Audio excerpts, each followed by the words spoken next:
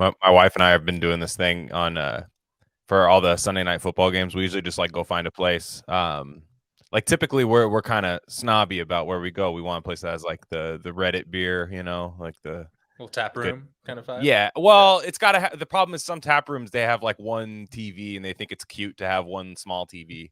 It's so cute that we're showing the game on one Like small smaller TV. than one in your house. Yeah, Yeah. it's resting on a barrel. And Yeah. you're just like, oh, okay, great. But so it's got to have like good mounted TV situation, food and stuff. So it's been tough to thread the needle, but we have found some places.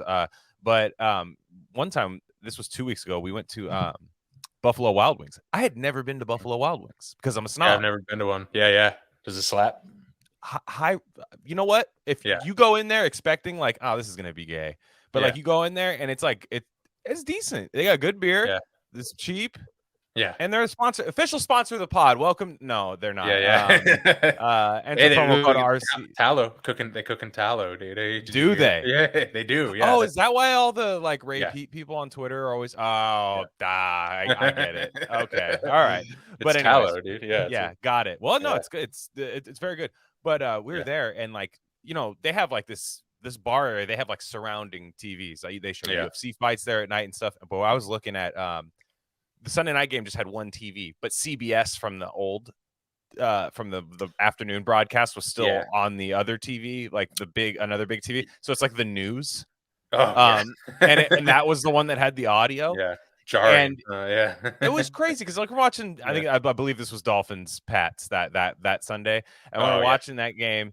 And all of a sudden in the corner, and they're like, and 11,000 dead in Libya now. And like, I guess there's this huge thing in Libya right now, earthquake, something like that. I wasn't really paying attention. The fucking game was on, and I was just laughing though, because like with me and my wife, like, look, because we were kind of like side eyeing it, like, can you guys die quietly? Like we were kind of like looking at it, like, can you guys we're watching the game? It's like not the airport here. It's not fucking It's the only where you're forced to watch. This isn't very wild, Mr. Wild Wings. But so we're watching it, and all of a sudden, like I'm thinking of like this like North Face, like kind of like North Face San Francisco style, like lib, tech guy that's like super for socialism and so like one of those guys looking at that and like being like, looking at Libya and just being like, like, like, God, it's just terrible. We're so happy to like, live where we live, but our cost of living though, you know what I mean? Like, like what it costs. I mean, what it costs to live out here.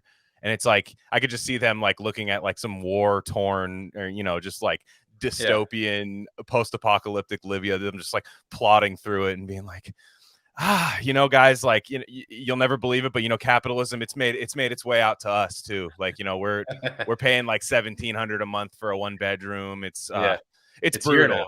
It's like, look, all I'm saying is we can't trade a goat for 6 pounds of rice. So we can't do that. It's not even basmati, dude. And it's like everything out there costs an arm and a leg. If you're missing an arm and a leg. Got it. But all right, got it. So From the 5 to the 6, we be in the mix with that rare candy paint job on the whip. I need food for the kids, money for the rent. Fuck a lockdown, baby, I can't do that shit. And I don't never vote, cause I'm fucking broke. And either way, I know the police ain't gon' leave me alone.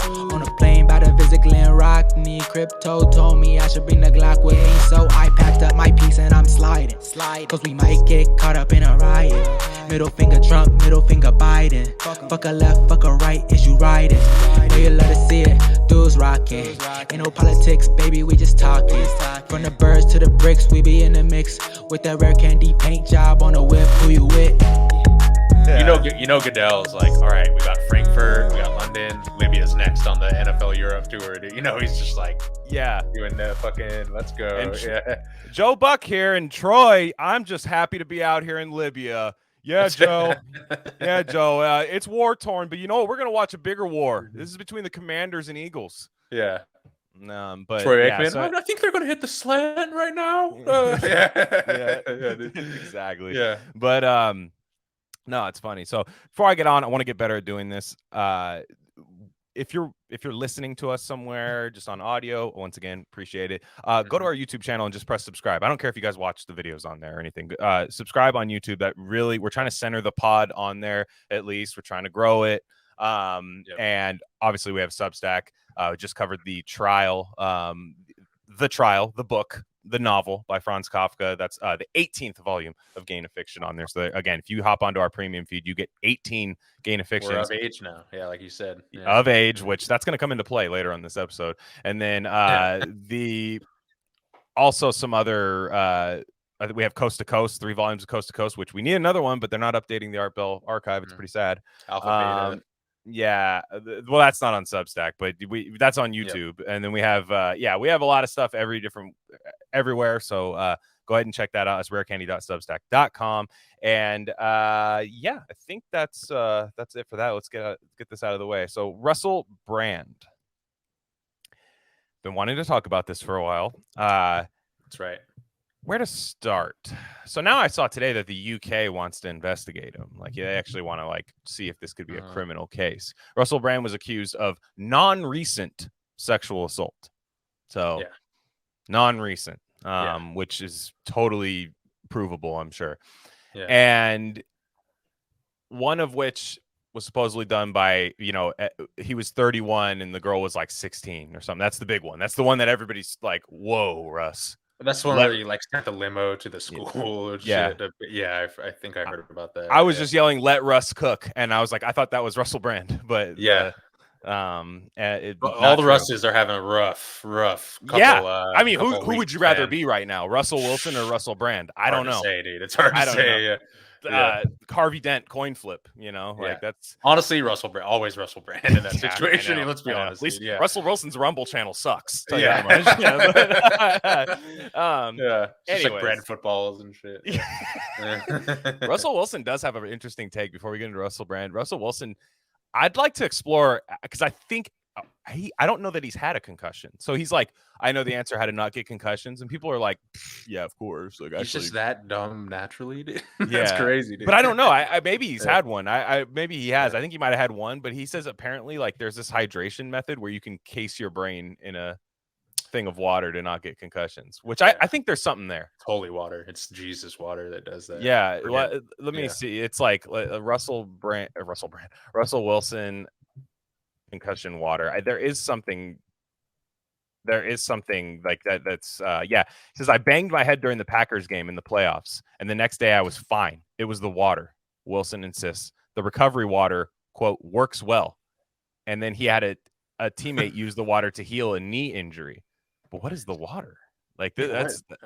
I know. I'm all about hippie ass pseudoscience water, but I need to know Russ's version. Double fluoride. No, but he's trying to do the Tom Brady thing now. He's trying to etch into that space. Come on, man, dude. It's just I don't know. I can't see where it's going, but he's just he's too IDW to be the hippie. I don't know about that. We're gonna get you right back to the episode, but I just wanted to let you guys know of a few other things we offer at Rare Candy Industries. We have a Substack with free and paid subscription options. Free subscribers get access to all written content. That includes Bob's Red Pill. That's the best thing going on the internet right now. Trust me. Paid subscribers get full access to our premium episode feed. And that's just every episode we don't necessarily want to share with the general public, if you know what I'm saying. Again, that's rarecandy.substack.com. We also have merch. That link's a little long for me to say right now, but go to the description, go to our merch store, and find a shirt that's right for you. We have Rare Candy shirts, Dr. Bronner soap label shirts, Rishi mushroom shirts, all types of stuff there. Check it out. There's got to be something for you. And lastly, check us out on social media. On Instagram, we're Rare Candy Pod, but on Twitter, we're at Rare Candy Pod 1. All right, enough of that. Let's get you back into the episode.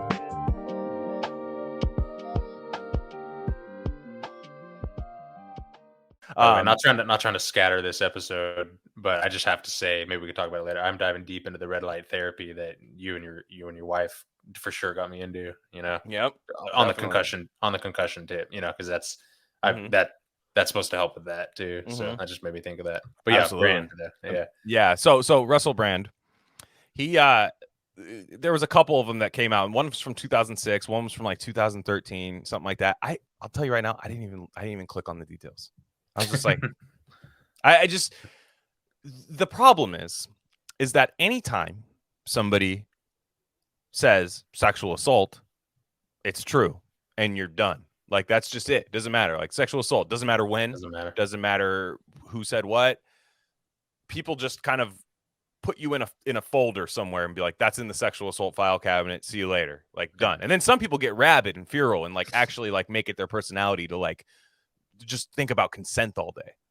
You know, and like just consent and just sexual assault, and like especially when guys do that. Dude, it's always I was gonna say it to the dudes. It's the guys that like half the time, like there's not a shocking, but like a shocking amount of women that are just like 2006. You know, like they're just kind of like they're like the fuck, like they're famous stars and straps era. Like, are you kidding me?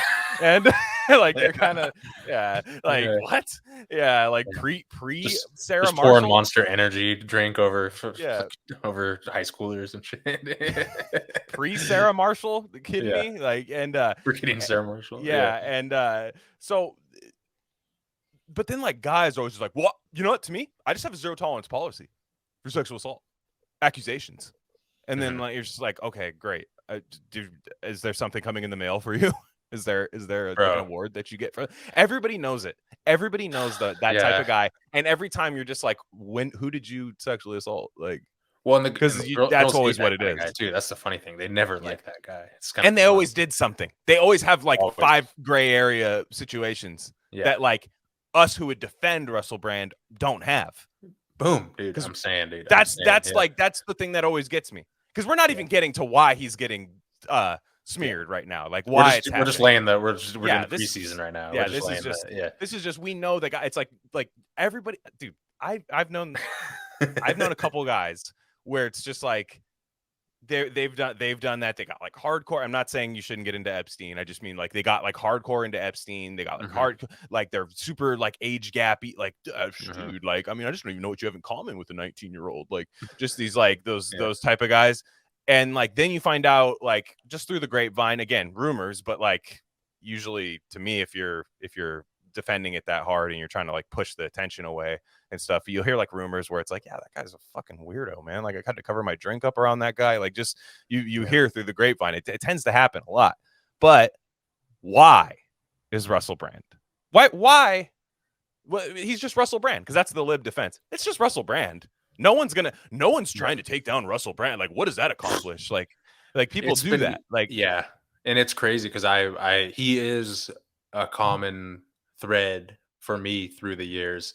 I've been following his arc for years, man, for like probably a decade now. Of like, you'd hear a quote from him. I always like kind of liked him. I was like, yeah, he's funny. He's not, he's a weirdo and shit. But then you'd hear a quote from him and you'd be like, damn, he's into that. That's cool. He's into like Kundalini yoga. That's tight, dude. I know that some of my friends are into that, and then he's like, oh, he's talking about like New World Order shit and like, Agenda fucking 31 or whatever it is, dude, or 21. Like, damn, that's crazy, dude. And then he starts doing his YouTube channel, popping off, and you could tell something snapped in him, switched, where he just completely, he's like, he saw some shit, and he's like, nope, he's just like, I'm out, and he's like Mark Cuban, just hands on the desk.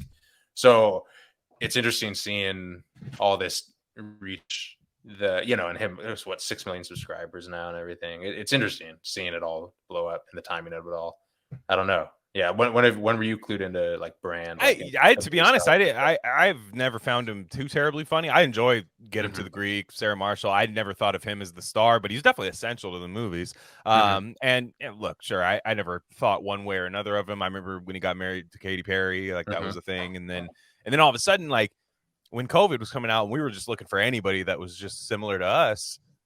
He's been on that for a minute. Yeah. And I was like, Russell Brand. Oh, yeah. I was like, that's sick. And he's down. And I remember my wife showing my wife, she's like, Russell Brand? I was like, yeah, it's crazy. Like, Russell Brand's like, and he's like a leftist, isn't he? Like, a kind of like, yeah, wouldn't you say like he's just like a well-meaning kind of guy that then saw behavior he didn't like? I think he went through what we all went through, like us with like the ex-Bernie bro thing and shit. I remember there was a moment where they were trying, and I think he caved too in some dumb UK election that no one gives a shit about. It doesn't matter.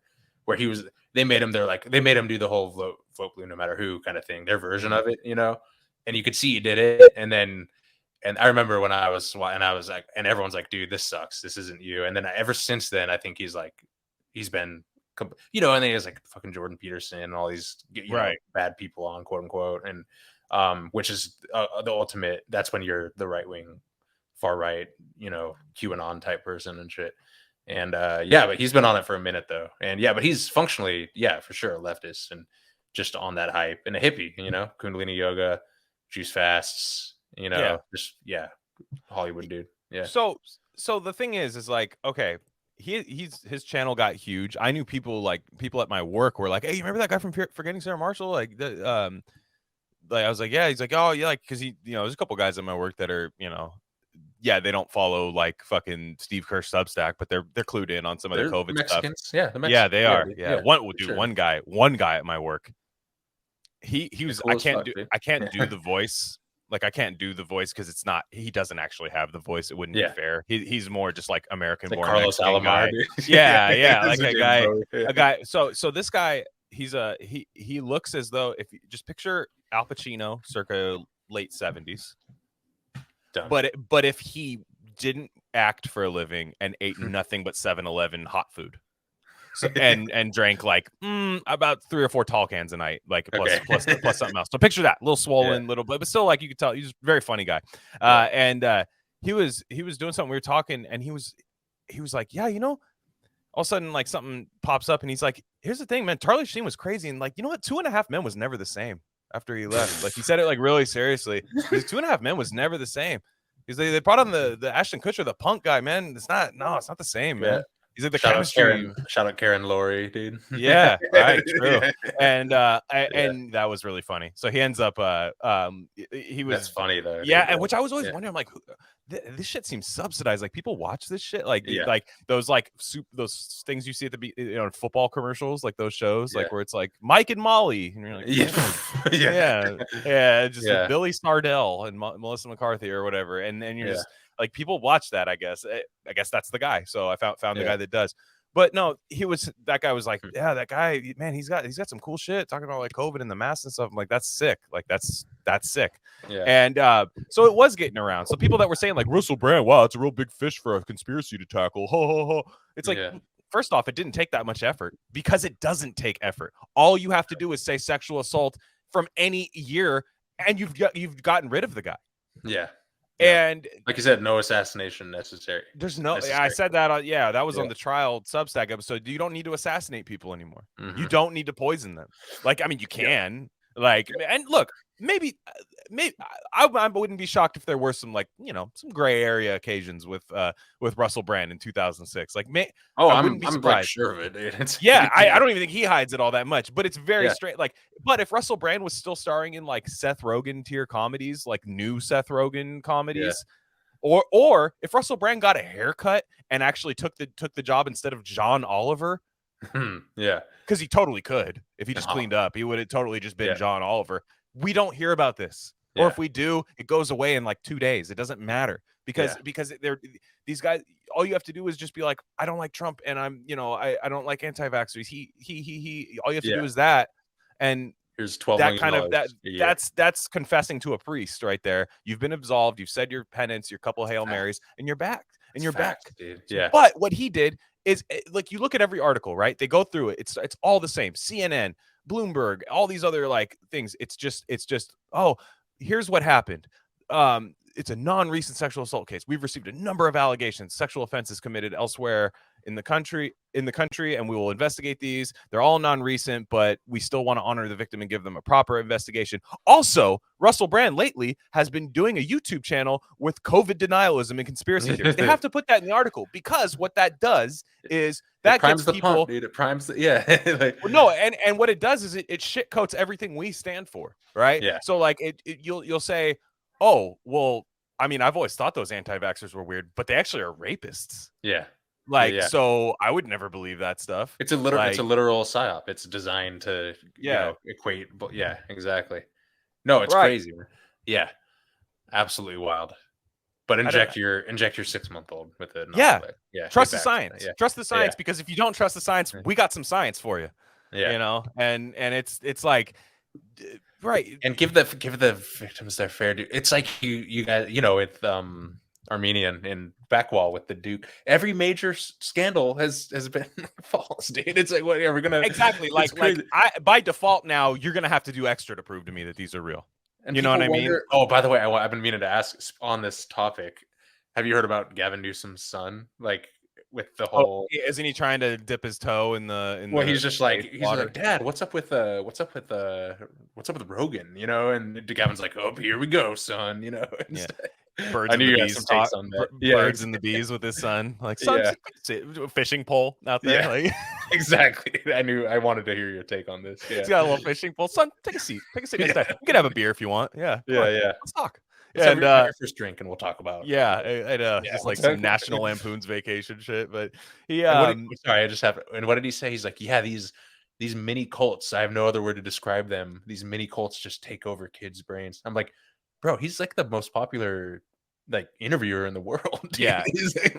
and I love the idea that there's a cult of like Spotify, like you know, like around like a thing that's on Spotify, like just a thing that you can just stumble on, and like, and it's a cult, and not everyone, you know, not like other cults where you sell all your worldly possessions, give them up to the thing. And just listening to 3 hours of Robert Malone on Rogan. That's all you need to do. That's the easiest cult to buy into. And let me DoorDash French Laundry and we'll talk about it. But I just love the idea of like Gavin Newsom's son, like, it's just being like, God, my dad's a fag. You know? 100%. That's exactly like, just like, God, like, it's like, man, he's got Scott Wiener over right now at our house. And they're both wearing leather, and they're drinking, and they're drinking White Claws in the living room right now. Black cherry, dude. Yeah, black cherry White Claws, and they're just sitting there talking about Getty oil and puberty blockers, and I'm just like, I think I'm gonna go listen to a Rogan podcast. Son, no. Whipping him with a leather and like a cab driver hat. But yeah, it's like, dude, the guy's a fucking Getty oil, like, just puppet. Like, it's just all he was like Getty oil, Pelosi family, and he just gets thrusted into like society. And he's just gonna debate Ron DeSantis. That's just what's gonna happen. He's not running for, according to him, he's not running for president. But I just want to debate Ron DeSantis on what? Yeah, you live in California. You're the governor of California. He's the governor of Florida. What are you debating? Yeah. What state's better? I mean, look, I have my biases for things that Newsom's not in charge of, but as far as who's run a state better, it's not even close. Yeah, 100%. Ron DeSantis minus 8.5. Yeah, hammer it. Yeah, hammer it. Yeah, promo code RC parlay. Negative like 220 odds right there on the money line. Yeah, you might not even make that much money. It's an easy thing. Like, it just, I don't know. Like, it's just ridiculous. But Russell Brand, like, I hate to see people who like will be. I expect it from like libs, because again, they weren't subscribed to Russell Brand's Rumble channel. They're not in on him. All you have to do to these people is just pipe in to their brain with like a tube. They're like being factory farmed as libtards, and like they get it like just piped into their brain, and just go like, COVID denialist, rape Russell Brand, the guy from Forgetting Sarah Marshall. Do you remember him? Oh my God, he's horrible. And then that's it. That's all they have to do. So they're done. They just let them be in the factory farm. And but the people that are kind of on our line of thinking that just go like, ugh, sexual assault or like racism or just all these allegations, it's like this is just what they do. Yeah. Back in the day, they would have just said they go against the church. This is what they would have said. They do witchcraft. Like they do witchcraft, and we burn them at the stake. That's all. It's just they do the taboo thing that goes against what's powerful right now, and people just have such trouble diagnosing power. And I'm sorry, are you really going to let the powers that be, the elites, ruling class, whatever term you want to use, you're going to let them tell you what sexual assault is? Yeah. Like, you're going to sit back and be like, but they're right. Yeah. Well, and the boomer meme is true. Is like, honestly, I know it's like, this is beaten into the ground, but why are we worried about, why are we worried about Brand and not Bill Gates' flight logs 17 times? Any of that it's like, what? Come on, bro. Like, are we allowed to even address that? Why is this guy go on TV telling you to get boosters and shit? It's like, and nobody boycotts Microsoft products for that. Nobody does that. Anything like, but it's always, people have this bond to entertainment that is like, it's the only thing they consume, quote unquote, ethically by their own regards, where it's like, well, that just, they shouldn't have titled their book that.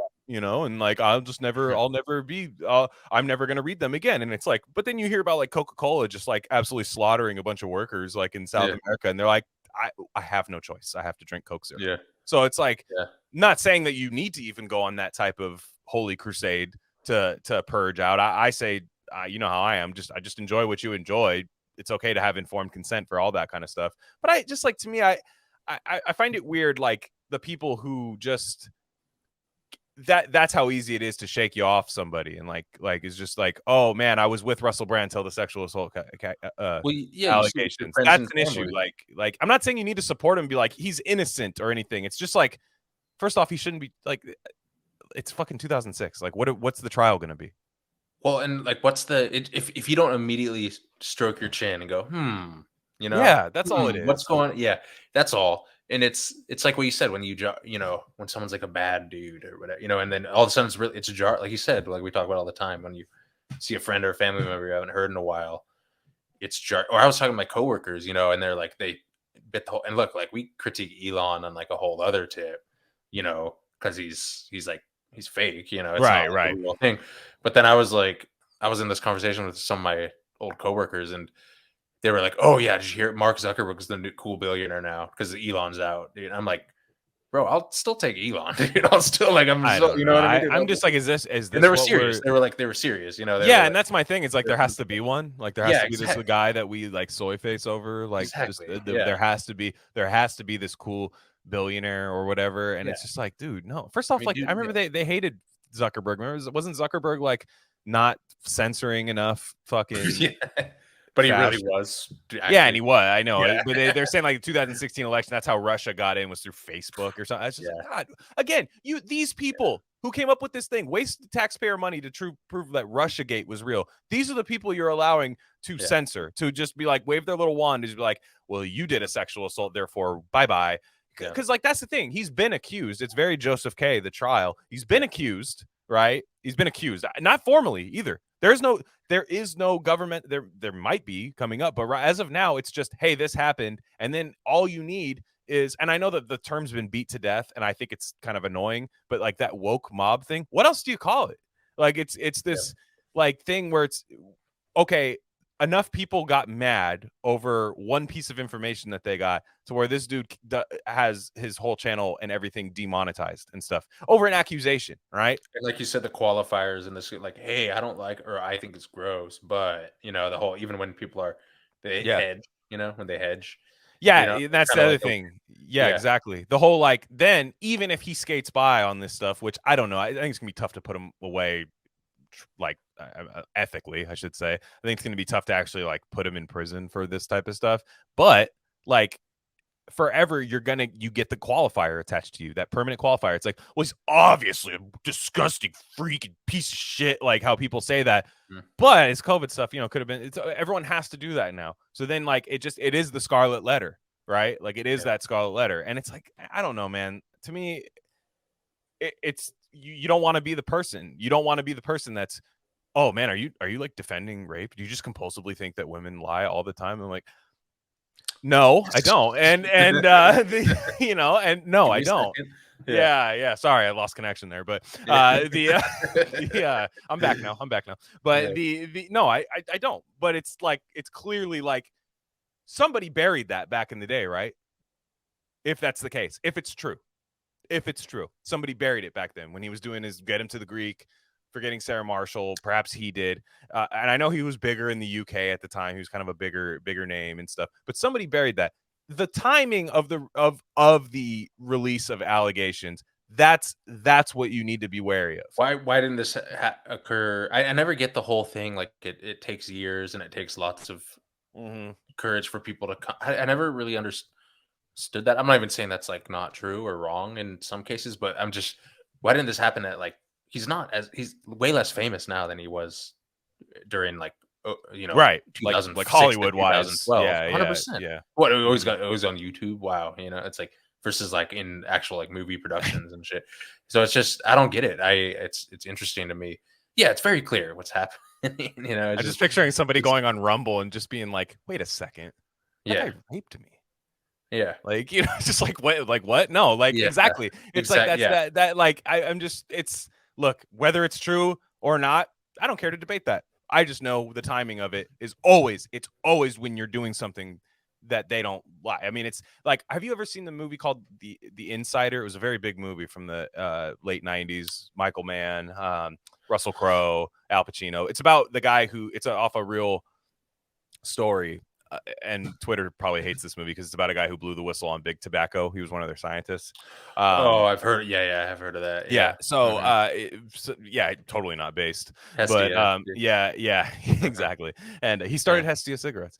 No, that was a nice pivot from him. Yeah. No, he basically, I want to cover it. It would be fun to cover with like Alex or something. Like it's basically just like that. It poses really good conflicts, like, and like small conflicts of like, okay, like journalists are going to ruin this guy's life, even if they're have a good cause. They're going to ruin this guy's life as a whistleblower. Because he's breaching like an NDA and stuff. Yeah. This guy could easily just keep his mouth shut and get paid severance money for the rest of his life. But what they were doing, it was basically about like, is nicotine harmful, and blah blah blah. But all the minute that like shit starts hitting the fan, all these PR people come up to the whistleblower guy, the Russell Crowe character, and they're like, do you have anything from your past that we need to know about? Do you have any of it? It's like, that's what this is. The minute you and I, if you and I tomorrow just blow up, they're going to be like, that guy does Mexican voices. They say gay. They say this. They say that. It's like, it's never going to be about what it's going to be, they say this, and you might believe it. They might do a good job of convincing you that, that you can treat COVID with blah, blah, blah, or you can do, By the way, our Mexican numbers would shoot it through the roof. Easily. And they'd be the homies. We'd have Gabriel Iglesias on tomorrow, Fluffy. Yeah, we'd have him on the podcast. But the only ones that wouldn't be down would be like the Top Chef contestant, Top Chef Wednesday Addams, dude. Aron, dude, Aron. My bad. Aron, Aron, total Mexican name, and but yeah, like those are the Top Chef contestant, like the black rim glasses girls. With the gothic makeup and stuff. They wouldn't like us, but whatever. I mean, Jesus Christ. I mean all I see is a $6 fucking taco at a truck when I see them. Like it's just. Dude. Those quarter-sized ones too, dude. I know. It's like what's that called? Shrinkflation, where like shit gets smaller but more expensive. That's tacos, dude. Yeah. Oh, but we put it in the metal thing, the metal taco holder, so we have to charge. Not double wrapped. Needs two. Yeah. You need two and a good taco, dude. I'm team two. For sure. Exactly. So but yeah, like that's what happens anytime somebody gets famous. The minute that's what people do. People get mad at your platform, not what you did. I don't think people are truly mad about what Russell Brand did in 2006. They're mad at his platform and found a crack, a little crack in the armor. They found that. So anybody that's hated Russell Brand, you're like, I've always known. Remember when they do that? Like I've always known he was weird. Like they do that, like that weird kind of, because even if he doesn't get convicted, if nothing happens, they just go, I don't know. He's just weird. Yeah. Like, and that means you should get demonetized for being weird. Yeah. But I just wish people would, I know, like I said, I know who's gonna just take this and just run with it. And he sexual assault, like burn him at the stake. What's funny is that's the position that actually doesn't take it seriously, which is ironic. Isn't that funny? Like, you'd think it'd be, we like people like us get accused of that, but it's actually the opposite is the case. Like it's like, hold up, we need to know if this is real or not, kind of a thing. Yeah. But also that, like I said, there's multiple things going on here at once. Well, it's like when they do you want to wait for the facts. They say that. Like, that's typically how criminal cases work. Because I will say this, I know some people, leftist, not all. I know some people would say that's not real leftist. Well, this person says they are, so I'm going to say they are. People can watch like a woman just get like a cinder block to the head in San Francisco, broad daylight, and be like, capitalism.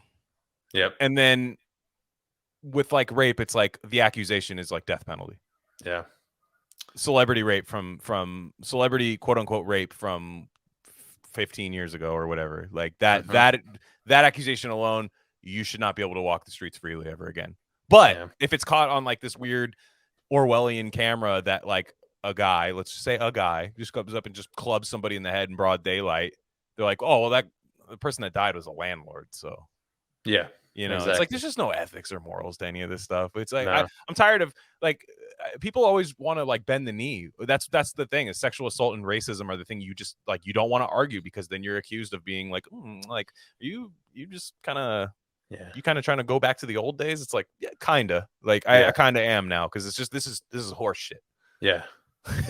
This is horse shit. Well, it's I don't know. Has anything gotten appreciably better in any way from all this. You know, I'm a reactionary. I'm sorry. I hate when like people like Adam Lehrer wrote that piece. Like that wasn't like, the first one when we had him on. We yeah, read that together, and it's shit. correct. Yeah. It's correct. Like it's just correct. Dude, it's like he's the GOAT, man. Stop running from that term. Like stop running from that term, because being a progressive just means any new tech that comes out is good. Any new law, any new dystopian law that just it means you're a mark. Name them non-mark. Yeah. It means you're a mark, dude. It's 100%. It's like you're the most easily swayed.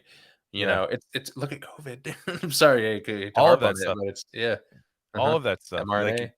Like, look at all this stuff. Any new thing that comes out, you don't want to get in the way of it, because every moment before today was the worst moment of our lives, and we can only go further. If we go one step back, that means that we're back in racism land. And you don't want to be on the wrong side of history.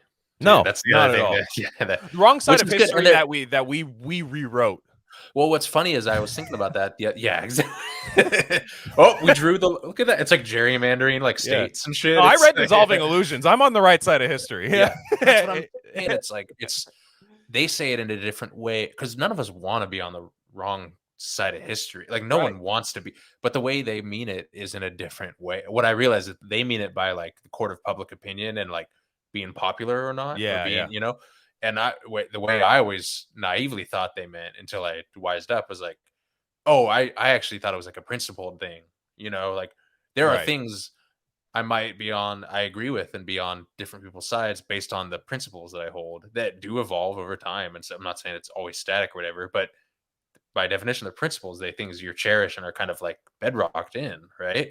And so, but no, it's all just optics and vibes and aesthetics and everything, you know, and that's all it is. It's me off, and I don't know. I just think everything is so, you know, not to be like South Park emo goth kid, but is everything just so fake, you know? Like as I like swing my hair outside of the gym, you know, it's like, it's performative. Yeah. The atomization is so strange nowadays, because like that, there was a time like back in the day where you can say that,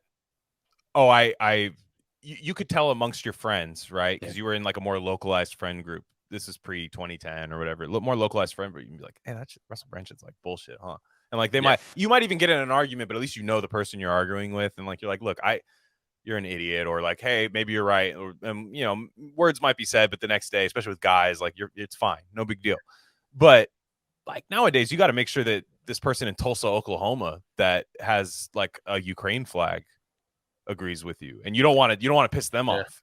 Well, you got to make sure that's the agreement part of it, is that everybody moves in with there's no community with it, but it's like this fake set of guidelines, because everyone must coexist with each other, because it's this big and I would say it goes both ways, to where before you get in an argument with your buddy, but you'd still hang out, and now you get to that same argument and you get that weird text from your friend that this actually hasn't happened to me, but you hear all this all the time, where it's like, sorry, I just think it's like your best friend is like, sorry, it's just not going to work out. You know, it's just been like you know, I think we're growing in different directions. I think you're just into like the Alex Jones stuff too much and shit. You know, like those scenarios, right? Where it's it's weird. Yeah. Where it's like the internet causes interpersonal relationships to be even spread wider. Same thing based on the ops and the vibes and everything, right? Where we're in a surveillance state. We're in a surveillance state, so you know everything you do is, even if it's not true, you have to operate as though everyone sees everything you do all the time. So therefore, the worst thing you can do is swim upstream a little bit.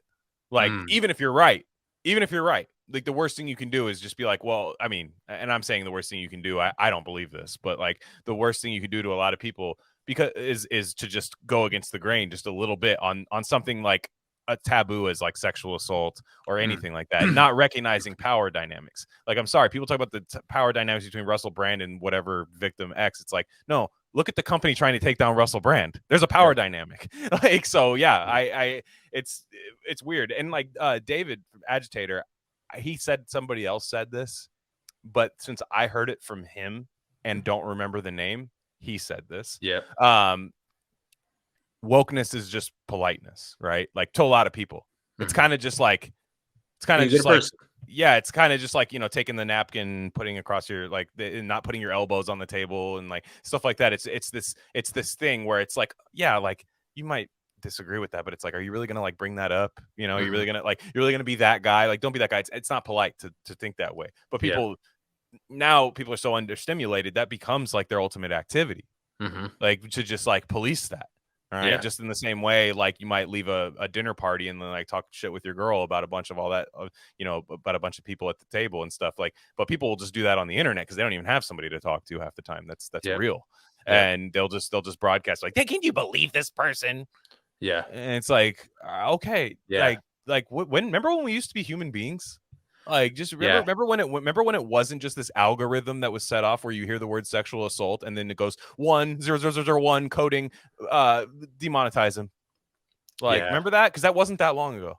The demonetization thing is interesting because it's like a soft censorship. It's weird. It's like, it's, you know, and obviously brand is like already probably loaded with, you know, retirement fund set and everything, house paid off, you know, all that. But that being said, it's just like, it's interesting because you could tell I think they did, the reason they do that, you could tell he's rejected Hollywood and that style of income. He could be, like you said, he could do the whole John Oliver gig. He could make $10 million doing movies tomorrow if he said the right stuff, if he repented or whatever. Yeah. But he's chosen his path. He's set on this thing of just dropping bars, you know? And so that was just like a way, I think, and it's a message too. It's a message to everyone else. You know, right? It's Alex Jones too, where I remember that how it was like, $9,000 billion that he owes to the family. Yeah.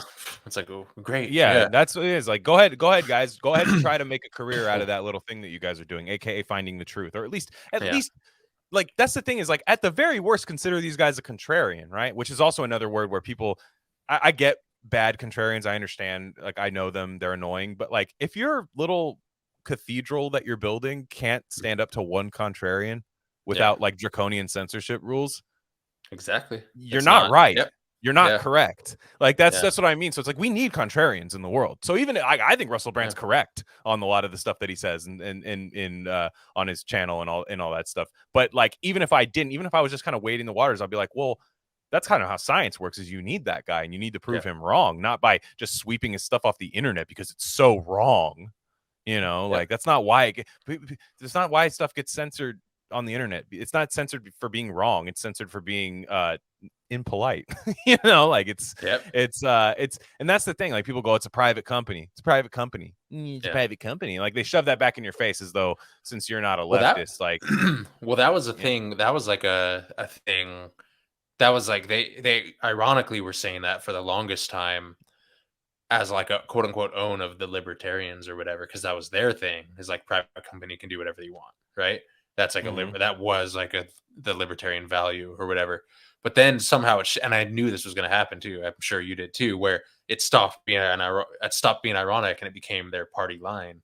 Sure. Like, oh yeah, YouTube's allowed to do whatever, which is funny because YouTube is an arm of the state and the deep state, 100%. You know, and it's like, it's, come on, dude. It's like, it's crazy.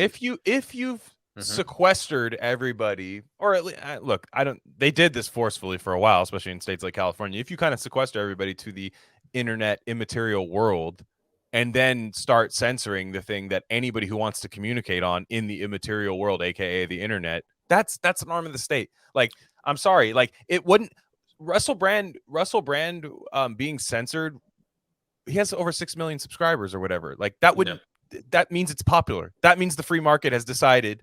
Yeah. So if you're doing the private company thing, no, he's succeeding and running a successful business. Yeah. And you said, because we've have ever since 2001 and since 2020, everything is a state of emergency. Therefore, rights, we can't have rights. No, we can't have rights. Like, and it's funny because people are dying. People are literally dying. You're not a decent fucking person. Yeah. Yeah. So. It's crazy. Yeah. And it's funny because, and I don't know what the answer, it is crazy. Rumble is great, but it's, you know, it really is. Well, I heard UK. I heard the UK is not even this is just something I saw. I don't know if this is true or not, but I heard in the UK they don't even want to show his Rumble stuff anymore. Like, Rumble in the UK is like a blackout of him, so it's not even crazy. Like, did you see those letters too that like the Parliament is writing to? They're like, hey, TikTok, can you demonetize them too? They're like inquiring whether it's insane, dude. It's crazy, man. And I'm sorry, like, that wouldn't like, you wouldn't have to go to like this crazy parliamentary level for like a 2006 rape thing. Like that's that's not what this is. Like it's clearly a smear campaign. It's clearly make an example of. He is a public figure. Yeah, is he the most famous person? No, but neither was Alex Jones. People made him a more famous figure only to bring him down. So it's like they build you up to be this like huge person, and then once you get cast off and turn into like this, example, then they're like, well, he was nothing anyways. I mean, what? Like, it's like, so I don't know. I think that's all I have to say about that, but I just will continue to monitor the saga. I mean, it's terrible. I'm gonna say right now, I stand with him. Like I don't like whatever happened in 2006 whatever happened in 2006, but I stand with him now. It's fucking bullshit, this stuff right now, and it's okay to say it. 100%. I actually I've always felt quite a strong connection to him, and just like because like I said, he I'm very similar kind of ideals that I have, where he's like saying all the stuff that I believe in, but he's also really emphasizes kindness and humanity, and actually that we are all together, Bronner's label kind of vibe, which is me, I a lot of the based crowd is just get way too nitpicky and like battley and like, and I get it, it's the internet and stuff. And I do think a big part of it is rising above that and realizing that on some level we are connected, even to your fucking enemies, even to the people that don't agree with you on this stuff. And I get it. You can't vibe with someone who's boosting their 6-month-old. I can't. I get that. But no, we're still part of the same human fucking family, and we should be trying to helping each other out. So I think he really emphasizes that in his work and his life. And look, I'll tell you right now, like Matt Christman of Chapo Trap House is going through a tough time right now. Now that guy might have said things that I think are abhorrent and like been part of a podcast that I thought pushed really, really manufactured consent for some awful stuff. Whatever caused his stroke, I want him to get better. Dude, I don't wish death on people, even if they think I'm the worst person in the world. The reason I don't wish death on them is because, or I should say this, the reason I dislike someone so much is I can't imagine ever being like them. So why would I resort to their things? It's not satisfying. It's not. Well, I get it. It's not satisfying. What people, and there's been a lot of posts. I've seen a lot of like little, posts on it. That's what people are realizing, is that those guys, when a person, when one of their enemies died, they celebrated, and when they see people, when it happens to them, you don't really see people stoked that Matt Christman had a stroke. The people I did. I mean, I did, but it's out there. Yeah, it's out there. I mean, to be fair, I saw some stuff where I'm kind of like, yo, man, if you believe in any kind of karma, like, please don't do that. 100%. Yeah, I would say it's 80-20 though. Yeah. Oh, no. And then not only that, which I think is like that's Twitter, but then like MSNBC is behind you backing the unvaxxed radio DJ dying. Like exactly. there's a failure to diagnose power here. That's which they leftists love to do, the power dynamic thing. Like, and especially I always thought that was cringe. Even in my Chapo day, when I was like that 6 months, when I was on that subreddit all the time, and anytime someone would die, the crab meme, I'm like, this is so gay. I know. And these are people who think death is actually the end. I'm a person that like, I don't wish death on somebody, although I know death isn't the end. Like, these are people who are like, no, I'm a materialist, leftist and stuff that just thinks that like we only get X amount of time on this earth, and any spirituality is to get people from stop fighting against capitalism. Like they get the big brain stuff. For me, I don't wish death on somebody. And I know that death is not the worst punishment to somebody either. Like, I know it's not. Like, I think so. I guess for me, like that's just like, you have to be better than these people, because if you fight this weird like mudslinging war, that's just to scratch a weird dopamine itch that you have. Like, this isn't real. Like, I don't hear people talking about each other like this. People that you see face to face, nobody talks to each other like that in real life. Your highest self would never. Right. Your highest version of yourself would never do that shit. Exactly. And it's just like you said, karma, whatever we call that, whatever that is, it's not good, Yeah, law of attraction, karma. I mean, it's all. There's enough people there's enough people that like say what you give, you get back. There's enough teachings and to know that that's a real thing. That's a real energy that's out there, regardless of what you believe in. So it's just like, I won't celebrate somebody. Like, I think it's awful. Like, let's say that what he went through was an injury from a certain jab that he took. Let's say that that's what happened, right? That's awful. I don't want that to happen. No. And well, that's the thing, is like, let's say it is that. not like in a told you so way, but we were trying to warn people, and they were making fun of unvaxxed people that died. Right, exactly. We're Like just trying to my help. goal is to not have that happen. Yeah. Like regardless if it's my worst enemy. And you're doing it on behalf of a pharma company that Exactly. has never had your best interest at heart. No, I So mean, it's just, I hope, which yeah. they won't, but I hope those people take a long look of what they were preaching for the last couple of years. I don't think a lot will. Like maybe like 3% might chip off and be like, wow, that's kind of crazy. Like even if they don't publicly admit it, but like you have to realize like you were pushing a straight up death. We're on YouTube, so I'm trying the hardest not to like truly do that, but like pushing death in a needle essentially, like to something that you were doing that for the longest time, laughing at people that wouldn't do it. Vibes and microchips, man, like all putting those in jokes. people's food, Felix, the whole thing. They were saying all that kind of stuff. That being said, I hope that guy makes a full recovery because it does suck. It does suck. But anybody who's like was on that person's side, you have to look at that and be like, damn, man, what was I talking about? You have to look at that. That's how you can all use that horrible circumstance because the guy's got a kid on the way and stuff. It sucks, man. Like that's just like that shit sucks, man. Like I'm a married man, so like just the fact that like even if you hated my guts, man, at least hopefully my wife can like like it's the saying, you wouldn't wish it on your worst my wife, dude. Yeah, wouldn't wish it on your worst enemy. Yeah. No, it's bad. So anyways, let's just about something my lighter. Wife is not an yeah. right. Yeah, slams the table. Yeah. So there's a clip that goes around. I've seen this. I don't think this clip's new because I've heard people talk about this a while, but I saw it pop up going viral again about like a producer, right, named Rick Rubin. Now, if you don't know Rick Rubin, I mean, like look, regardless of your take on Rick Rubin, the guy has made a lot of money and been very successful doing what he does, and has been behind who knows how much he was involved in all this stuff, but clearly people keep going back to him to get a hit record.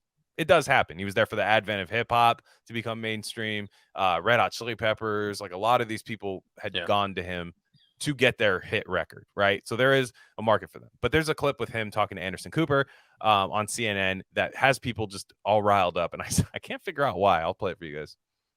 Do you play instruments? Barely. Do you know how to work a soundboard? No.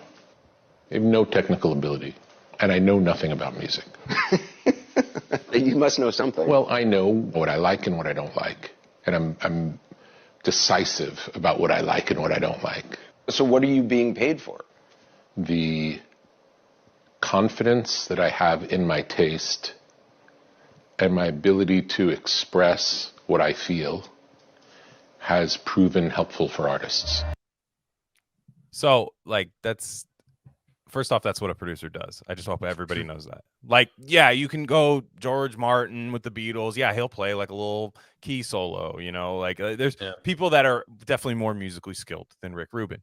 But now let me show Gain of Fiction once again. Volume 9 was pattern recognition. He's Casey Pollard. Yeah. That's who he is. He's Casey Pollard, up, right? Is the protagonist in this kind of like cyberpunky kind of futuristic world, which looked a lot similar to it was a pretty good prediction by William Gibson, who is a huge libtard. Like, it's also a weird synchro. Sorry, I was literally thinking about that book today and that episode out of the blue, and then bring it up now, which is super random. Yeah. Right. So it's a great, absolutely phenomenal book. And what she does is like, she doesn't create anything. She doesn't create logos or anything, but what companies would do is they would take logos to her and be like, which one works? And they would just show it to her, and she would just either shake her head or like nod, and that people would just pay top notch. I think it was Blue Ant or whatever was the company that she worked for, and they would pay top notch, fly her out and consult her, because it's like you would think like, okay, what about the person that's doing the nuts and bolts, and what in Rick Rubin's case, the person that's playing guitar? What about John Frusciante? What about what's his name? Rev Run. All these guys. What about those guys? Like, those guys are the real skilled people. It's like, no, I agree. They probably have more technical skill. They clearly have more technical skill than Rick Rubin, but they need him because people will spend months and months and months working on something that sucks. Like, it's true. People do it all the time. So a lot of directors' best films, like in their mind, suck. Like, their personal favorite, they can't stand. You know what I'm saying? Like they're like, you need the guy to come in and just be like, that's not working. Yeah. That's working. Because what Rick Rubin's doing is he's in tune with the public ear, basically. The public ear, the stuff that, or the radio or whatever. And look, there's a lot of programming that's done with music. It's all vibrational frequencies. Perhaps he knows which ones work. Yeah. It's that simple. I don't know. What do you think? Yeah, well, I think it's if you read, I know a fair amount about, because I was reading about his early days, and dude he's just obsessed with music, Yeah. had that obsession of what made a track, watching like the old, like the real old school hip hop DJs that would actually cut up records in like the late 70s, early 80s and stuff at house parties, and he would just stare at the records, and just be like obsessed with how this shit was chosen, and yeah, exactly. And he made the Chili Peppers feel comfortable, right? And that it just set them off on a whole new direction. I think that's some of his best work. Like I said, I'm not the biggest. I have tremendous respect for him. I'm not the biggest fan of his total style and everything in every instance, Yeah. But I'm not like, I don't really care about like 99 Problems and just all that shit. I'm like whatever, and like Beastie Boys is cool. I fuck with the Beastie Boys and all that. But yeah, and but yeah, he's just vibed up. He's just, like I said, he just knows. If he knew an ounce of music theory, he wouldn't be who he is, and he would more, exactly. And he would bite off more than he could chew. He would Yep. do more. He'd be more present in the thing, which wouldn't work, I don't think. Because I know some people that are like insanely good, like especially like beat makers and stuff that are like classically trained pianists, and they're like really good at playing that. And then you hear the beat they make, and you're like, this is not right, man. This shit is just not. It's just not working. Like it's just they don't have an ear for what sounds good. They're so worried about being technically sound, being which is fine. Like there's people that appreciate that. I'm not. I'm actually a little bit more like Rick Rubin, where I'm like, what's the end result? Because like you look at 99 Problems, you look at 99 Problems, right? The Jay-Z thing. Jay-Z was coming off of I'm a hustler, baby, like just like shit like that, like kind of like Fly, Pharrell, like and stuff like that. And look, Pharrell, huge in his own right and stuff, but like Jay-Z was kind of looking to. I don't think Jay-Z would listen to any other person about what to do with 99 Problems. Like any other thing, he would have just kept like pushing it into like the stratosphere. He would have done like Justin Timberlake, like Timbaland type stuff like forever, which who knows if that would have actually been a better thing for him. But what 99 Problems gave him like a second or even third career. Yeah. That all he probably did was just listen to Rick Rubin in that sense. Like was just listen to him. And like look, Rick Rubin's never gonna. I don't think Rick Rubin ever has to pay for a meal when he's like working with anybody. Like I'm sure he's made people so much money. And like look at what's his face in Disclosure. Remember the guy in Disclosure, the Michael Crichton book, that like guy in the wheelchair. That's all he was. Remember he was just like, I'm a consultant. That's all he is. He's a consultant. All these big companies have it. He just gets like stock options and then they blow up in 10 years. And he's just people have an ear. People have an ear and people have an eye. It's a gift. Yeah. No, and the whole thing, it is a spectrum of when it comes to musical talent. I feel like you said, the classically trained pianist, beat maker, we all know that's a thing. And I think like music theorists like to cope a lot of the times and be like, this guy, like Kurt Cobain, is good in spite of his lack of understanding of music theory. I think it's a spectrum. I can see it both ways because I mean, like Stevie Wonder, that dude's theoried up if you really dig into his shit. And it sounds simple, but it's pretty complex underneath. It's like, which is some of the best. Like that's a good place to be, I think, musically. Better than the opposite. Sounds busy, but it's actually just not hidden. And yeah, I think it's ultimately, music is like a form of expression and a way to communicate with another human or a group of humans. And now it's, all Bluetoothed out and everything, right? It could be anywhere in the world, streamed and all that. So that's all it is. That's all it is. No one said anything about major seventh chords. No one said anything about like double diminished, or like, tritone substitutions. No one said anything about that. Now, if your passion takes you down those roads, right, then you should use that and it'll probably help your art. But if it doesn't, don't force it, then because you're just a huge nerd who's never going to make anything that people care about. Right. If that's your goal. And also Rubin, shout out to dude, it's just based mindfulness, ice baths, fucking red light therapy, like we were talking about. He looks great. He really got his health back in order. He looks fantastic. Yeah, Like dude, he's compared to tight, what he dude. used to look like. And Yeah, like and his he's just- podcast is really good. Like I Oh, listen to his podcast every so often. It's really good. Yeah, it's great. And he's got respect. You know, you like when everyone respects you, you know, that's what else is your professional career about at that point, if not for that, once you're decades deep, right? And it's like you said, what are people coming to him for? People aren't coming to him to like, how do I become the best musician? They don't come to him for that. That would be a dumb thing to ask him. He'd be like, I don't know. He would just the say best musicians are like the pawns in the music game, right. you know, that really studio is musicians. Like you hear people like Brady Snellis had this one. I think the guy's name was John Shanks, and he was just like a guy that he knew from back in his old, like he was in like a band. They were in a band together in LA, like, and then he went on to just do like all types of stuff. Bon Jovi, produced for Bon Jovi, and he was just like a session guitarist for Melissa Etheridge for the longest time. And he's like super skilled, can play like anything. Put together like Kelly Clarkson Breakaway, like that type of out. Like he just did all that stuff. And like the guy, the stuff that guy soy faces over is like Bryan Adams guitarist. He's like, that guy's the best. And it's like, that's fine, but you're not going to Rick Rubin to be the best. You're going to Rick Rubin to say what sounds the tightest, which is never, those two never go hand in hand. Yeah. I mean, like, that's why I think the Beatles are so amazing. And people, no, they were the best at the time and the most popular. Like, it's the one time that's like really merged. That's what it was, a nexus point. It was like an asymptote of the universe. Right. Yeah, that's like that's just two paths. Yeah, exactly. They just pass and then like it just completely separates after. Like, it's, by the way, did you see on if you the black and white studio dumb interview of Rick Rubin and Paul McCartney together? You ever see those? The Hulu one. Yeah, that one is so stupid. Dude. Yeah, and it's funny because like it's Paul's funny like take down the bass, take down the drums. He's like, listen to my bass part really quick. Just listen to me. Yeah, and like I know this is a Ringo with a little help from my friends. Like I know this is a Ringo song, but listen to like my parts on it. Yeah, and I actually played the drums on it. Yeah. In case you thought we were gonna do a solo pod without shitting on Paul McCartney, you were sorely mistaken. Yeah. Oh, the Beatles is coming back. Trust me, we have some plans.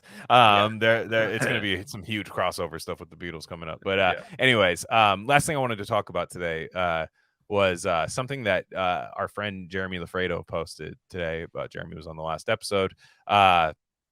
So this is insane, and this is something that like we all know is probably true, and we all kind of knew that anytime something goes electronic with like kind of interactive software, that it's listening to you and mining you for information.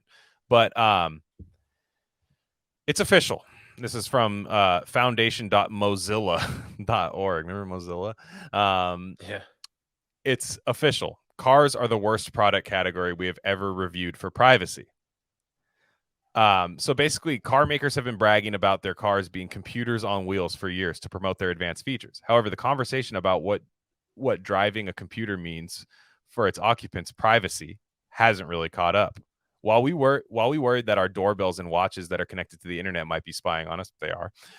Car brands quietly entered the data business by turning their vehicles into powered data gobbling machines. Machines that, because of all those brag-worthy bells and whistles, have an unmatched power to watch, listen, and collect information about what you do and where you go in your car. So I think I know what happened to Russell Brand. So maybe Russell Brand was driving like a Nissan or something like that. You know, something he seemed like an eco-friendly kind of guy. And perhaps it had the computer thing. And you know what? Maybe he was saying in a phone conversation on the car, I don't think Nissan deserved the JD Power Award last year. Then they're like, pull up the 2006 sexual assault. Yeah. And demonetize him. Yeah. It's not about his COVID truth thing. It was about what he said about Nissan. But yeah, it's like, man, I have one of those cars. And it's great. I mean, it's wonderful. But like every single time, I know if I'm having a based ass conversation in the car, I'm just like, well, that's on tape. Look, we tape our own, so I don't care. Like you can hear my shit in the car. I don't give a fuck. It's no different. Yeah. So I don't. I'll be honest. I didn't even think of that. That totally filled me. I was like, damn, really? The cars? I mean, I know the phones, and we all know that, but it's like, why? And this is on some like good old boys shit. But it's like, that's time to get the 1988 Toyota pickup running again, with no computer chips. Dude, I love a T100. Whenever I see a T100 on the road, it's so beautiful, man. Oh God, high T100.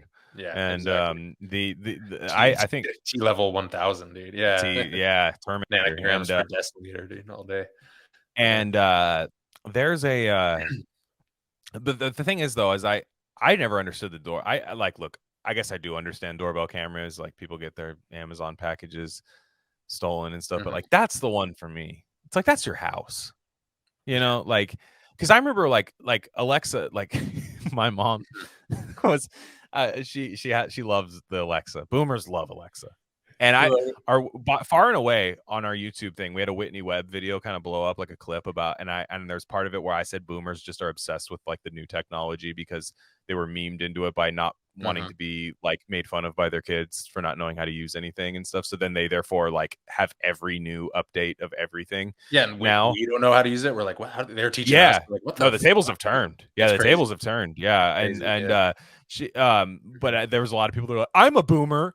And I'm a boomer in the comments, and I don't even have Facebook, and they'll say stuff like, I'm like, doubt, first of all, but then second of all, it's like, look, I'm pretty sure that the boomers that listen to Whitney Webb aren't really, look, I'm sure she appreciates her boomer listeners, but like, I don't know that there's too many of them. Like that shit's just too weird for them, like, because they're boomers, they're just like, life's been good, we've been taken care of, we now we're just worried about our social security, like, and stuff. But anyways, my mom had Alexa, and she was listening to she listens to audiobooks on like whatever device is hooked up to Alexa, or even on Alexa. It must be Audible hooked up to Alexa, and she was listening to Blood Meridian. And it's like pretty loud. She has like a sound bar it's hooked up to and everything. And like Blood Meridian, there's some racial slurs in there. Let's just say that much. But like that shit was like straight booming chapters, out of dude. and she's like knitting on the couch with like Blood Meridian, and she's like, my mom is a lib, like, she's just like hardcore liberal and stuff, and like definitely is like freaks. She's definitely like down with all the like changes and stuff, and she's just like, I don't know how much I can take Blood Meridian. I was like, Mom, maybe like read the actual book. Because she's like, it just sucks hearing someone say it. And I don't know who's doing it. I'm just picturing it's like Tommy Lee Jones or something, because he was best friends like with Cormac McCarthy, but hearing him just drop the hard R. And she's like, it sounds so natural. It's like, well, he's probably said it before, Mom. Like, he's and it flows up the tongue. Probably on the set of Men in Black. And who was that English teacher? I don't think it wasn't the same one we talked about last episode, was it? But the one that was, I think we were in the same class together too, but it definitely like, not McCarthy-esque whatsoever, but was dedicated to saying the hard R's when they came up, and we were all like, that used to be a lib thing where they're like, I'm not going to censor myself. We need to know that they would be like, they would say stuff like that, and it's like, bet you think I'm a cunt for saying that, huh? Like a cunt, like say it, like they I kind of miss that. Even it was cringe at the time, but like the barbecue sandwich thing, oh, somebody messy, dude. It's all. Bet you wouldn't expect me to order a pulled pork sandwich. Boyfriend's gonna finish it later. And but anyways, my eyes are bigger than my. Have you ever heard a man say that, by the way? Oh yeah, even my levels drop when I hear that, dude. It's like it's rough. It's like I was laughing. I'm sorry, I forget who asked. I don't want to make fun of them by default, but in our live fantasy draft, when someone was like, hey, do you use the fantasy optimizer? And you're like, yeah, just at the expense of all my testosterone. Dude, I was laughing at that today, dude. I was thinking about that. I know. It's just like, sorry forever. Yeah, I don't want to put you on. It's just like, type that into WebMD or something. I don't know. There's something wrong. And it was like, I don't know. It's just like, that my eyes are bigger than my stomach or something like that. Or because women love to do that. Women love when you're at a restaurant. With the minute the dishes come out, they always go, there's no way I can eat all that, because as if when women are at restaurants, they think everyone's thinking about how much she alone can eat. Like they think that's what everyone comes to the restaurant for. It's like that's like she's gonna eat that whole thing.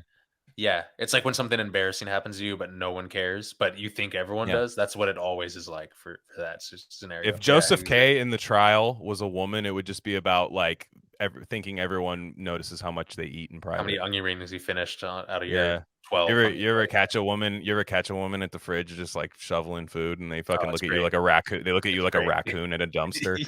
The halogen light Yeah, the fucking They jump on top of the fridge and their lights shine at you and stuff. Yeah. The lights in their eyes. It's so Yeah. funny when they're like, "Oh, I'm stuffed. I couldn't eat another bite," and then like 10 minutes Yeah. later, they're just like eating crispy onion Oh, it's straws great. out of the fridge. It's great. Yeah. Oh God, I love them so much. But yeah, but the surveillance thing, it's like the car is one thing, but at least the car provides you point A to point B transportation. You don't need a fucking Alexa in your house. It's my parents got me one time, or like they had this like buy one get one, which is always like a psyop. It's like, yeah, give it to somebody, Yeah. you know, like so we can monitor them. Yeah. And like my nana, my late nana, everyone always laughed. She always laughed. But she was right about a lot of her like little Dateline NBC proclamations, where she basically said, like, she's like, that Alexa, that's there to mine political data. They want to hear your political conversations in your house, and they'll tailor advertising towards it and everything. And that's exactly it's exact. Everyone's like, ha ha, shut up, like, you know. And she nailed that stuff. Nailed it. And but like the Alexa and the fucking, like, people act like they couldn't put together a grocery list before this. Yeah. Like you just submitted to that. Even without the deep state shit, I could think of no scenario where it would help me at all. I was thinking, dude, does anyone, like the iPhone, you're like, oh, you could take notes on this shit. You could like, yeah, you know, it's like, but I mean, like the Alexa, it's like, what does this do? You know, you just want to be able to like so stupid. talk to something. People want a friend. It's that Joaquin Phoenix movie with the phone, kind of. I think is it. Yeah, that's exactly what it is. Because it's like you talk to like a boomer and they love their Alexa so much. Like they love to like use it in front of you too. Like my mom likes to, she'll say, Alexa, open a box of cats, and then like cat noises will go, and then the dog goes crazy. It's like, it's so funny. This is what we do all night. And I'm just like, bro, I don't like this. Yeah, I'm like, I look, I mean, look, in the nutshell, even the dog's kind of like, come on, don't do the cats. Like, I have to fucking bark now. There's people over, but I have to bark. And it's just I don't know, but like it is crazy though. Like that's why I never understood like with like the vaccine microchipping thing, which maybe it is true. I just mean like, oh, it's like gonna microchip you to like do the. I'm like, no, there's a million other things wrong with that shit. Like the mic, they don't need to microchip you. You have a cell phone, Alexa, a car that monitors you, and your whole job's paperless now. Yeah. So anything you do, you have to I have to scan a QR code at work to start my truck. Yeah, it's over. All bad. Yeah, it's over. Like the tech shit is so over, man. Like that's the thing with the tech stuff, because you always hear these people that like think that just love tech, you know what I mean? Like they just love tech and they want more and more of it. And like there'll be people at my work, I'm like, you're broke. Like you can't even afford this thing and you think it's so cool. Like, you know, like I'm just like, we punt away so much of our just like, oh, I don't know how I ever did this without this. It's like it was quite easy, actually. You did it with ease for the longest time. And like again, I dreamed of a time of my mom's neighbors hearing, you know, the hard R on Blood Meridian of an audible thing, and just having like a Seinfeld baseline play, or like when it happens. That one chapter, so is it chapter 6 or it's one of the earlier ones? It's so.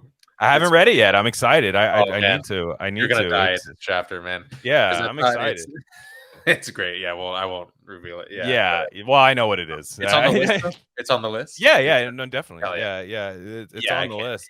I didn't want to do it like right after he died. Like, you know. Yeah. Just like, that was a good call. I want to wait. I'm gonna let it breathe a little bit. Everyone's got a Blood Meridian episode. It's coming. We're gonna do one. But yeah, like just this like. I always think of like a Tupac remake, like Thug Meridian or something. And just I know. Yeah, let's go, dude. I would have loved like a rapper that listens to like old like westerns. I mean, I know Blood Meridian's much more than that, but that would be cool. Like if somebody who's like into like, or like, I know some like rappers now are into like hard boiled crime, which is kind of cool, and stuff like that. But yeah, so it's just crazy. Oh, Jimmy Kimmel got COVID. Oh, tight. Yeah. He was the one that was writing like COVID, having like his team of writers who faithfully were striking, and I support them, of course, so they could write more of these great books. Was just like, my dad had this slogan, deny science and listen to Joe Rogan and shit like that. Like it's like, dude, like, and he keeps getting it and stuff. And like people the just thing. like people just keep Why is getting he it. so weird about it? Of all the people, like I didn't, I knew that I'm not surprised, but I mean, he's like really weird about it. Yeah, you think he would be like kind of almost like cleverly silent about it? Yeah. Like almost like kind of just like I get Stephen Colbert. I get Jimmy Fallon, Stephen Colbert. I get all those, but I mean, Yeah. like Jimmy Kimmel, like why does he care so much? I always just thought he was just like a bro, but he's in it. No, and he has to distance himself from Adam Carolla. Like, he has to do that whole thing now.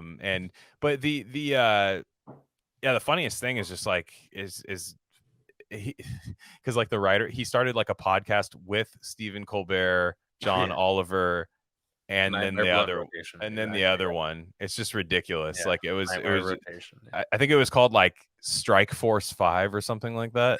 Yeah. And I heard him because I listen to Bill Simmons sometimes, and Jimmy Kimmel went on there and he was talking about it, and he was talking about like the arduous process of like starting a podcast. I was like, shut the fuck up, dude.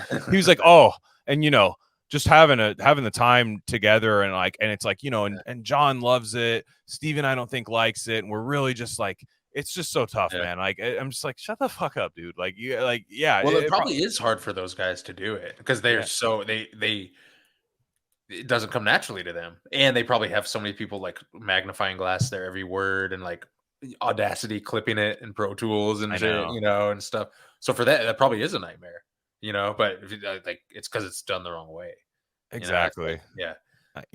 But all right, so coming up next on, like, again, we have a Substack feed. That's rarecandy.substack.com. It's where all our premium episodes on. You do not have to listen on the Substack app. There is a way to, just like Patreon, get your own RSS feed link. Again, it's on our Substack. I've posted the instruction on. It's a free post about how to do that. And we have for the next Gain of Fiction. We're actually before Gain of Fiction, we're doing a Mac Dre episode. It's time. It's happening. That's happening. That'll be up this weekend. And I've just been having a fucking blast. I watched Trill TV 1 in pieces on YouTube, and then I have a hard copy DVD of Trill TV 2. And I've just been having a blast watching the old, like, busted microphone Mac Dre interviews where he's leaning up against the car. Just absolutely transporting myself back into a time that I loved in my life. I'm a different person than what I was, but it's just like that guy is just so cool.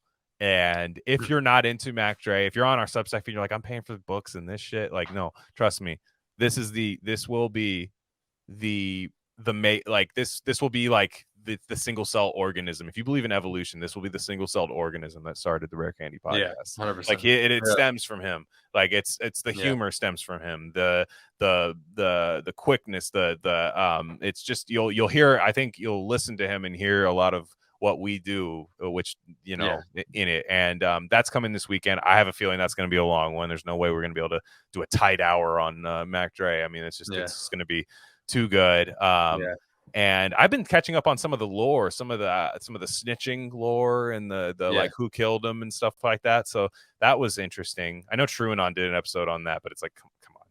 Truanon Mac Dre? They did a like who killed Mac Dre episode. Oh yeah, I'd rather shoot myself in the face. Yeah, I know. Exactly. I'm just like, and like I don't know, but like nobody actually knows. So it's kind of like, I mean, and if anybody actually does know, they're dead. Like the person's dead. Like if they did, like, trust me, there was like a full on like war afterwards after he died, rightfully so. Like you said, it's the least interesting part of his whole life. It is the least interesting part of how he died. And is how he died. The man was just an absolute machine. And I love that everybody has their local rapper. Like I know Kelby's into Zero from Houston. Like and he's amazing. So I love Zero. Zero is in Trill TV too, which is awesome. I kind of forgot about that. Like Jim Jones, all those guys are in there. Like and, I like the Mac Dre where he's like, it's like sports. You got your New York crew, you got your checking in, you got your fans in this. Yeah, I love that. Like Mac Dre. This is a little preview to the episode. Mac Dre, he was originally MC Dre in the 80s, but he said like the MC was too East Coastish. He goes, on Mac, we spit game at bitches and stuff like that's where Mac. So it's Mac, like I had to like in the Bay. So he's like, It's amazing. If I were you guys, I would just type in Mac Dre interview, go through every song you can find. They're all good. I mean, like truly, there's like I could count on maybe one hand. I don't even think he has like a terrible song, like unless it's one of those weird like remixes of like a guy who like won a Mac Dre acapella in like a bad weed exchange or something. Like other than that, you're gonna get great songs all the time, hilarious bars. One of the funniest, if I could, if you just want my favorite, I've said this to you before. Just do the Mac Dre Trill TV 2 Hawaii clip, like the 10-15 minute clip. Is one of the funniest. Oh yeah, it's not even comedy, but it's literally one of the funniest moments of my life. Favorite things ever. Watching that with the street magician and him in the weird Hawaiian radio station and him performing on the Honolulu beach or whatever. It would be like if Thomas Pynchon or somebody kind of like eclectic, weird, kind of surrealist writer decided to make a character out of a guy who listens to his phone at top volume with no headphones on the light rail or on public transit. You know what I mean? Like that's how I could summarize just what he is. But he's not like ODB. Like he's actually kind of smart. Like he's actually like pretty smart and like kind of like he's quick-witted and stuff like that. I was going to say, that's the funny thing. And for all like the Discord race scientists that are associated with this, like they're gonna hate that. They're gonna hate this episode. They don't understand, man. They'll never understand. No, but those guys always like rap, though. You ever notice that? Like the race scientist guys, like they're always just like, yeah, but I love like Lil Ugly Mane. And you're like, what? Shut up. Shut up. Yeah. So that does it for me. And we'll this one will be out, like I said. Then Gain of Fiction, you have that it's horror month on Gain of Fiction, so we're going to be doing Richard Matheson's Hell House, which is a very I was not expecting the steamy erotic haunted house novel that this was, but it is very fun and good and creepy. And then after that is Burnt Offerings, which is a great movie, but it's by Robert Marasco. The book, I have not read that yet, but that'll take us through the 2 Gain of Fictions in the month of October. Then after that, we're doing Michael Crichton's State of Fear with J. David Osborne, which is an extremely relevant thing. I'm very stoked about that. Some people are saying, the streets are saying that that's Michael Crichton's magnum opus. I'll be the judge of that, but I think it'll be my 6th book from him, so I think I'll have a pretty good eye on whether that's true or not. But like I said, maybe might even put that episode out for free for how important that it is, but also might try to get you guys over to the page for that one. All right guys, everybody have a safe week.